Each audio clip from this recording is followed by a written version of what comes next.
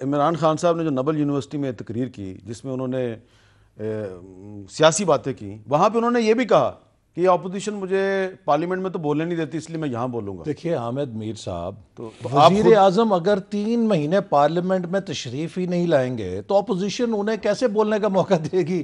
دیکھیے جو یہ بیٹھے نا، شفقت صاحب نے بڑی آسانی سے کہہ دیا کہ یہ پارلیمنٹ کے اندر شور کرتے ہیں۔ 2013 سے 2018 کے کلپس نکالیں، جو کچھ پی ٹی آئی پارلیمنٹ کے اندر کرتی رہی ہے، ہم اس کا 100واں حصہ بھی احتجاج کا نہیں کر پائے ابھی تک، 100واں حصہ بھی نہیں کر پائے۔ اور ان کی اس دھما چوکڑی کے باوجود میں آج آپ کو بری چیزیں نہیں دکھاؤں گا، میں آج آپ کو اچھی چیزیں دکھاؤں گا، آپ دونوں کی اچھی چیزیں دکھاؤں گا۔ میں جو بات کہنا چاہ رہا ہوں کہ ان کے اس بھرپور احتجاج کے باوجود کہ وزیر اعظم کے اوپر چڑھ چڑھ کے یہ کیا کیا مغلظات ان کے لوگ کہتے تھے، جو فائنانس منسٹر جو تقریر کر رہا تھا اس کے مائک میں شیریں مزاری صاحبہ آ کے وہ مائک چھین رہی تھی، اور کیا کچھ ہوا تھا۔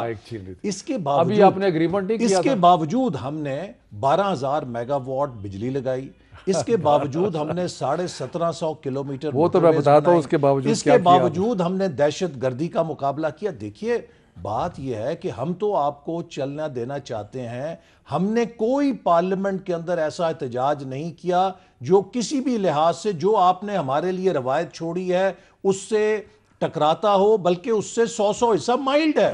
لیکن آپ اپنا کام کریں۔ اور دوسری بات، جب تک آپ یہ نہیں سمجھیں گے کہ آپ ٹریجری بینچز پر بیٹھے ہیں، اب آپ ڈی چوک پہ نہیں کھڑے، یہ کام، یہ کمپنی ایسے چلنے والی نہیں ہے۔ اچھا، ان کے پاس سوائے اس کے اور کوئی چارہ رہ نہیں، اور تو کچھ کر نہیں سکتے، پبلک ان کے ساتھ ہے نہیں۔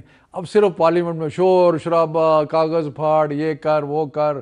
اسد عمر کو کہہ کے طے کر کے بزنس ایڈوائزری کمیٹی میں یہ طے ہو گیا کہ اسد عمر صاحب تقریر کریں گے بڑے راہ۔ لیکن شفقت صاحب، منی بل منظور کروائے بغیر پارلیمنٹ کا اجلاس ملتوی کرنا، نہیں وہ تو دیکھیں، اور شہنشاہ معظم اس دن ناراض ہو گئے تھے اور ان کا، اور دوسرا یہ کہہ رہے ہیں کہ جی ہم نے 1200 میگا واٹ لگائی بجلی کا، بجلی کا میں عرض کروں کہ 1200 ارب کا تو خسارہ بجلی میں صرف چھوڑ کے گئے نا۔ اس کے بعد جو قرضوں کا خسارہ ہے وہ 6,000 ارب سے 30,000 ارب تک لے گئے۔ تو یہ مطلب ہے کہ میرے پاس سارے اسٹیٹسٹکس موجود ہیں۔ آپ کے پاس اسٹیٹسٹکس موجود ہیں۔ میں آج آپ کو اچھی باتیں سنانا چاہتا ہوں، دکھانا چاہتا ہوں۔ دیکھیں ذرا، کیپٹل ٹاک میں کچھ سال پہلے یہ کتنی اچھی باتیں کیا کرتے تھے۔ ابھی اچھی کر رہے ہیں۔ ہمیں آپس میں بھی تو ایک دوسرے کے ساتھ ثالثی کا کردار ادا بالکل کرنا چاہیے، آئین کے اندر رہتے ہوئے، پی ٹی آئی اور ایم کیو ایم کے درمیان، کیونکہ دیکھیے اس وقت ملک کو محاذ رائی کی نہیں، ملک کو یکجہتی کی ضرورت ہے۔ ملک کو ضرورت ہے کہ ہم سب مل کے ایک اہم بات آپ یہ دیکھیں، آفر آئی ہے نون لیگ کی طرف سے، آفر آئی ہے کہ پی ٹی آئی اور ایم کیو ایم کے درمیان ثالثی۔ یہ وہی بات ہے کہ اگر ہم فوج بھیج دیں تو پھر ہم ایران میں اور سعودی عرب میں ثالثی کیا کریں گے؟ انہوں نے قاتلوں کے ساتھ جا کے ہاتھ ملایا، ان کے بقول دہشت گردوں کے ساتھ انہوں نے سمجھوتا کیا، اور ان کے بقول بھتہ خوروں کی سرپرستی یا بھتہ خوروں کی دوستی جو ہے اس کو حاصل کیا۔